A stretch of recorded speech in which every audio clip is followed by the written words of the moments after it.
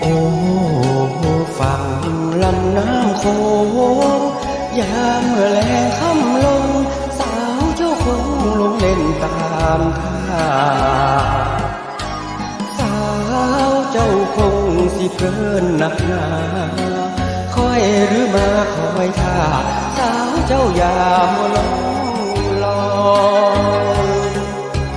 คืนจางคงเถิดนามาเฝ้าคอยควันตา